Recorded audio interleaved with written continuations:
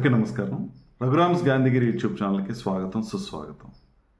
ఈరోజు మనం తీసుకున్నటువంటి అంశం ఒక మనిషిని ఉన్నతంగా తీర్చిదిద్దే 2 విలువల గురించి ఈరోజు మనం మాట్లాడదాం. మనిషి సమాజంలో చక్కటి గౌరవం సంపాదించాలన్నా, తనకంటూ ఒక చక్కటి గుర్తింపు సంపాదించాలన్నా, తన వ్యక్తిత్వం ఉన్నతంగా ఉండాలన్నా ఈ 2 విలువల్ని కనుక పాటించగలిగితే ఆ మనిషి చాలా మహోన్నతమైనటువంటి వ్యక్తిగా ఈ సమాజం గుర్తిస్తుంది.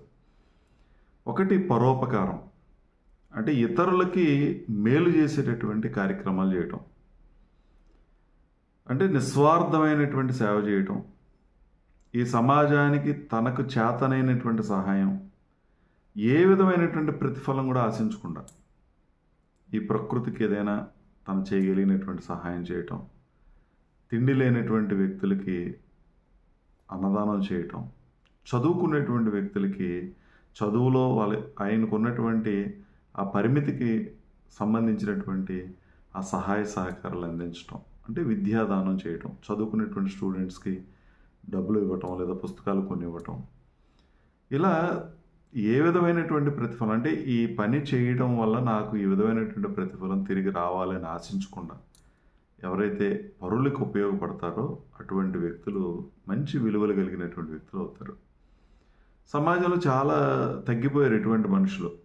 అంటే ఏంటి, ప్రతి వాళ్ళు కూడా వాళ్ళ యొక్క స్వార్థాన్ని చూసుకుంటున్నారు, వాళ్ళ కుటుంబం బాగుండాలని ఆలోచించుకుంటున్నారు, వాళ్ళ పిల్లలు తినేటంత సంపాదన కూడబెట్టాలనేటువంటి ఆలోచన ధోరణితో ప్రస్తుత సమాజంలో మనుషులు ఉన్నారు. కానీ కొద్దిమంది ఉన్నారు సంపాదించినటువంటి ప్రతిదీ కూడా ఈ సమాజానికి ఉపయోగపడే విధంగా, తన పిల్లలు వాళ్ళ కాళ్ళ మీద వాళ్ళు నిలబడేటువంటి ఆ విధమైనటువంటి తర్ఫీదునిస్తూ కష్టపడేటువంటి తత్వాన్ని అలవాటు చేసేటటువంటి తల్లిదండ్రులు కూడా లేకపోలేదు. కానీ ఈ పరోపకారం అనే దాన్ని మనం ఖచ్చితంగా ఒక చక్కటి విలువని మనం అందరం కూడా ఆచరించాల్సిన అవసరం ఉంది. నీకు ఉన్న దాంట్లోనే నిజంగా దానం చేయాలి అని అంటే ఎంత ఉంటే దానం చేయొచ్చు అన్నదానికి ఏం పరిమితులు లేవు.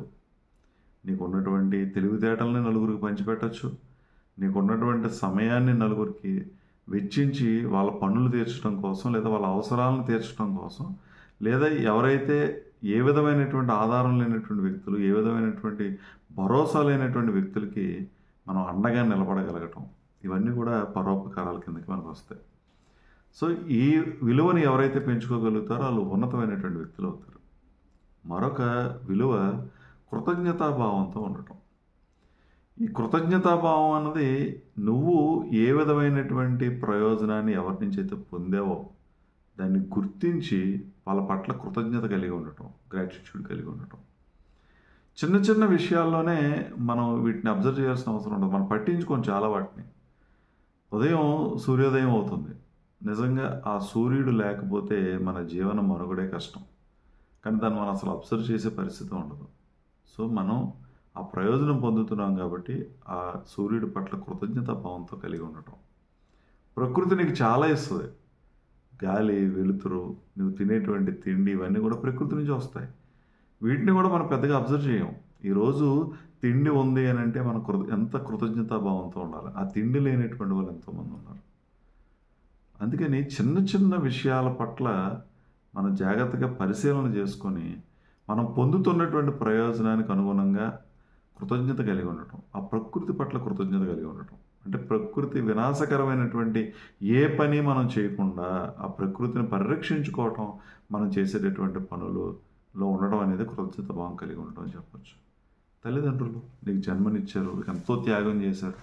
నువ్వు ఈరోజు ఈ స్థాయిలో ఉండాలి అని అంటే, ఉన్నావు అని అంటే మరి వాళ్ళ త్యాగాన్ని మనం వెలకట్టలేనటువంటి త్యాగం. సో తల్లిదండ్రుల పట్ల మన యొక్క కృతజ్ఞతా భావం ఏంటి, ఎంతవరకు కృతజ్ఞత కలిగి ఉన్నాం, వాళ్ళు చేసినటువంటి ఆ మేలుకి, వాళ్ళు చేసినటువంటి త్యాగాలకి వాళ్ళని సరిగా చూసుకుంటున్నావా లేదా, వాళ్ళని ప్రేమిస్తున్నావా లేదా, వాళ్ళకి వృద్ధాప్యంలో అండగా నిలబడుతున్నావా లేదా అనేది ఒకసారి ఆలోచన చేయాలి. గురువులు, నీకు జ్ఞానాన్ని అందించినటువంటి గురువులు, వాళ్ళ పట్ల మన యొక్క కృతజ్ఞతా భావం ఎంతవరకు ఉంది. ఈరోజు గౌరవిస్తున్నావా గురువుల్ని? చదువు చెప్పేటటువంటి గురువుకు మనం ఇస్తున్నటువంటి ప్రాధాన్యత ఏంటి? ఈరోజు గురుదక్షిణలు ఇవ్వాల్సినటువంటి అవసరం లేదు, కానీ మరి గురువుని గౌరవించి వాళ్ళ పట్ల కృతజ్ఞతాభావంతో ఉండగలగటం అనేది మనం ఆలోచించాలి. అంటే ఇక్కడ ఈ కృతజ్ఞతాభావం అంటే ఏంటి? నువ్వు పొందిన దాన్ని తిరిగి రీపే చేయటం, ఏదో ఒక రూపంలో ఈ సమాజానికి తిరిగి ఇచ్చేయటం. ఈ ప్రకృతికి కానీ, నీ తల్లిదండ్రులకు కానీ, నీకు చదువు చెప్పించినటువంటి ఎవరైనా సహాయ సహకారాలు అందించినటువంటి వాళ్ళకి కానీ, నీకు ఉద్యోగం ఇచ్చినటువంటి ఎవరైతే యజమాని ఉన్నాడో అతని పట్ల కృతజ్ఞతాభావం కలిగి ఉండటం. ఏంటి కృతజ్ఞతాభావం? మన జీతం తీసుకుని పని చేస్తూ ఉన్నాం, ఆ జీతానికి తగినంత పని చేయటం, మనకు అప్పగించినటువంటి బాధ్యతని సక్రమంగా నిర్వర్తించటం, ఏ విధమైనటువంటి మోసాలు చేయకుండా ఉండటం. స్నేహితుల పట్ల కృతజ్ఞతాభావం, నీకు కష్టాల్లో అండగా నిలబడినటువంటి స్నేహితులు, ఆర్థికంగా సహాయం చేసినటువంటి స్నేహితులు, నీకు భరోసా ఇచ్చినటువంటి స్నేహితులు, నీకు చదువులో సహాయ సహకారాలు అందించినటువంటి స్నేహితులు, మీ యొక్క శ్రేయోభిలాషులు, వీళ్ళందరినీ మనం గుర్తించుకొని నువ్వు పొందినటువంటి మేలుకి తిరిగి వాళ్ళ కృతజ్ఞత కలిగి ఉండటం, నీకు అవసరమైనప్పుడు మళ్ళీ తిరిగి దాన్ని తిరిగి ఇచ్చేటటువంటి ప్రయత్నం చేయటం. నిజంగా ఏ మనిషి అయినా ఒక ప్రయోజనం ఎవరి దగ్గర నుంచి పొందితే, ఈరోజు బాగుంటే అదే ప్రయోజనం లేదా అదే సహాయం నువ్వు వేరొకరికి అందించేటటువంటి గుణం మన దగ్గర ఉండాలి. నిజంగా నీకు సహాయం చేసినటువంటి వ్యక్తికి నువ్వు కృతజ్ఞతాభావం చేస్తే సరిపోతుంది, తెలియజేస్తే సరిపోతుంది. వాళ్ళ పట్ల గౌరవంగా మర్యాదగా ఉండడం, వాళ్ళు ఏదైనా పని చెప్తే ఆ పనికి మనం అటెండ్ అవ్వడం చేయడం మంచి పని. అదే సహాయం కనుక నువ్వు మరొకరికి చేసే ప్రయత్నం చేస్తే, నువ్వు పొందినటువంటి సహాయం మరొకరికి చేసేటటువంటి ప్రయత్నం కనుక చేయగలిగితే అంతా మంచి జరుగుతుంది, అందరూ బాగుండే పరిస్థితి ఉంటుంది. కాబట్టి ఈ రెండు చాలా దగ్గర సంబంధం ఉన్నటువంటి ఏంటి, మనం పరోపకారం చేయటం, కృతజ్ఞత కలిగి ఉండటం, ఈ రెండింటిని, ఈ చక్కటి విలువలను కనుక మన జీవితంలో అన్వయించుకోగలిగి వాటిని ఆచరించగలిగితే ఈ సమాజంలో అసలు ఏది కూడా తిరిగి చూసుకోవాల్సిన అవసరం లేదు, అంతా బాగుంటుంది, ఏ విధమైనటువంటి ఇబ్బందులు ఉండవు. కాబట్టి ఈ రెండు లక్షణాలని మనం అలవాటు చేసుకోండి, పరోపకారం చేయండి. నువ్వు కొన్నటువంటి దాంట్లో, నువ్వు సంపాదించిన దాంట్లో పరులకు ఉపయోగపడే విధంగా. చాలా జ్ఞానవంతులు ఉంటారు, చాలా తెలివైనటువంటి వ్యక్తులు ఉంటారు, కానీ ఎవరికి పంచిపెట్టరు, దాచుకుంటారు వాళ్ళలో. ఏంటి ఉపయోగం? ఏ విధమైన ఉపయోగం లేదు. నీకు ఉన్నటువంటి తెలివితేటలు నలుగురికి ఉపయోగించు. కష్టాల్లో ఉన్నటువంటి ఆదుకోవడానికి నీ యొక్క తెలివితేటలు వాళ్ళకి అందించి వాళ్ళ కష్టాల నుంచి బయటపడడానికి సహాయ సహకారాలు అందించు. నీకు ఉన్నటువంటి డబ్బుని నువ్వు సంపాదించిన నీ అవసరాల మేరకు నువ్వు ఉంచుకొని మిగిలింది కనుక ఈ సమాజానికి ఖర్చు పెట్టే ప్రయత్నం చేయి.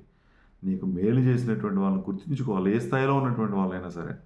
నీ తల్లిదండ్రులు కానీ, నీ కుటుంబ సభ్యులు కానీ, నీ రక్త సంబంధికులు కానీ, స్నేహితులు కానీ, ఎవరైనా సరే ఈ ప్రకృతి ఎంతో ఇచ్చింది, ఆ ప్రకృతి పట్ల కృతజ్ఞతాభావం కలిగి ఉండు. గురువుల పట్ల కృతజ్ఞతాభావం కలిగి ఉండు. ఈ పిల్లలకి కనుక ఈ లక్షణాలను, ఈ విలువలను కనుక మనం తెలియజేసి వాళ్ళని ఆచరించే విధంగా కనుక మనం సక్రమమైనటువంటి మార్గంలో పెట్టగలిగితే అసలు పిల్లల భవిష్యత్తు గురించి నువ్వు ఆలోచించాల్సిన అవసరం లేదు. మనిషికి విపరీతమైనటువంటి స్వార్థం పెరిగిపోయి ఎదుటివాడిని దోచుకు తినేటువంటి స్వార్థం వచ్చి గెలవాలనేటువంటి తపనలో తప్పుడు పోటీతత్వం, అంటే అన్హెల్దీ కాంపిటీషన్, కట్ త్రోట్ కాంపిటీషన్కి పోయి మనుషులు మరి ఈరోజు స్వార్థపరులు తయారయ్యి సమాజాన్ని వినాశకరమైనటువంటి శక్తులుగా తయారయ్యే పరిస్థితి మన సమాజంలో చూస్తూ ఉన్నాం. కాబట్టి ఈ రెండు విలువల్ని మనం తెలియజేసి పరోపకారం చేయమనండి, అలాగే కృతజ్ఞతాభావంతో ఉండమని చెప్పండి. ఖచ్చితంగా వాళ్ళు బాగుంటారు, సుఖంగా, సంతోషంగా, ఆనందంగా ఉంటారు. నిజంగా మనిషి ఎవరికైనా దానం చేసి ఎవరికైనా సహాయం చేస్తే ఎంత సంతృప్తిగా ఉంటాడు. ఆ సంతృప్తిని మనం డబ్బుతో కొనలేము, అంత సంతృప్తికరంగా ఉంటాడు. ఎప్పుడైతే సంతృప్తిగా ఉందో ఆరోగ్యంగా ఉంటాడో, ఆనందంగా ఉంటాడు, సమాజానికి ఉపయోగపడే వ్యక్తిగా తయారవుతాడు.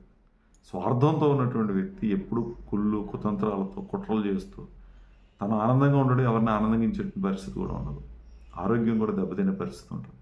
కాబట్టి ఈ లక్షణాలని మనం పిల్లలకి అలవాటు చేసి విలువలు కనుక మనం పోషించుకోగలిగితే, అందించగలిగితే ఖచ్చితంగా ఈ సమాజం మంచి సమాజం అవుతుంది.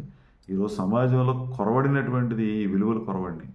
ఈ రెండు విలువల్ని మనం పిల్లలకి తెలియజేస్తే, మనం పాటిస్తే ఖచ్చితంగా ఈ సమాజం బాగుంటుందని మీ అందరూ కూడా తెలియజేస్తూ, మరి ఓపికగా వీడియో చూసిన ప్రతి ఒక్కరికి పేరు పేరున కృతజ్ఞతలు తెలియజేస్తూ సెలవు తీసుకుంటా ఉన్నాను. ఈ వీడియో మీకు నచ్చినట్లయితే లైక్ చేయండి, షేర్ చేయండి, కామెంట్ చేయండి. మరిన్ని వీడియోల కోసం ప్రక్కనే ఉన్న బెల్ ఐకాన్ ను క్లిక్ చేయండి. నా ఛానల్లో వచ్చే మరిన్ని ఇంట్రెస్టింగ్ వీడియోల కోసం సబ్స్క్రైబ్ చేయండి రఘురామ్స్ గాంధీగిరి యూట్యూబ్ ఛానల్.